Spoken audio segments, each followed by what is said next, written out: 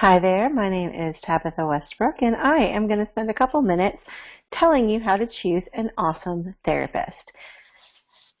It's a little bit about me, and that is what I look like. I am a private practice therapist in Wake Forest, North Carolina, which is just northeast of Raleigh. So how do you find a therapist to even consider? Well, the best way is to look at Psychology Today, and there is the URL. You can put in your zip code, and bam, then you get a list. And in that list, you can further refine things by type of therapy or location or gender or several different things. They have a whole bunch you can click. And that's a great place to look if you're not sure where to start. Another option is to ask your friends and family. It is more than likely that someone you know has gone to therapy and they may have somebody that they really like, and it's awesome to get a recommendation from them. So what should you look for? The first thing you want to do is read their online profile in Psychology Today.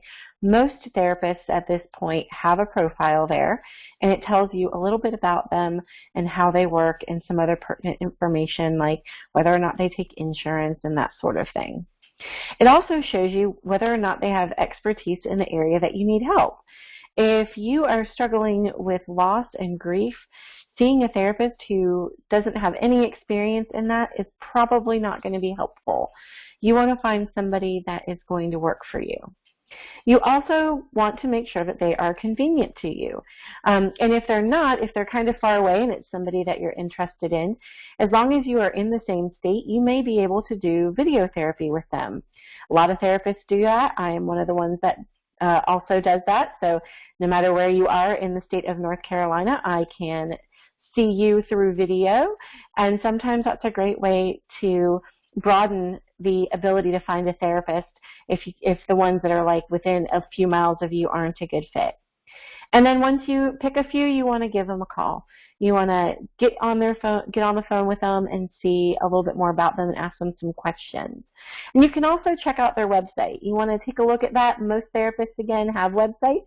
Tells you a lot of different things. Mine has quite a bit about me and about how I work on it. So it's a great resource. And then you need to figure out what to ask. So one of the things you can ask is, where did you go to school? You want to make sure it's not the University of Cracker Jack box and that they have a real degree that has good training associated with it. You also want to ask them if they are licensed. Not all states require licenses for therapists, but if you're in a state that does, you certainly want to know. I am dually licensed as both a licensed marriage and family therapist associate and licensed professional counselor associate, so I am legally able to practice in North Carolina, and that's what you want to look for. You want to make sure that the person is appropriately licensed, unless you're looking for a pastoral counselor, and then it's a little bit different, but you want to make sure that they're following the rules of the state. You also want to find out what they specialize in and make sure that it's a good fit for you. You would like to ask what training they've had because, you know, it's important to have good training. You want to make sure that that's a good fit as well. You want to also ask if they've ever been in therapy. And I know this might seem like a super personal question, but it's an important one. You should never see a therapist who has not gone to therapy themselves because honestly, we all have stuff and we all need to deal with our stuff.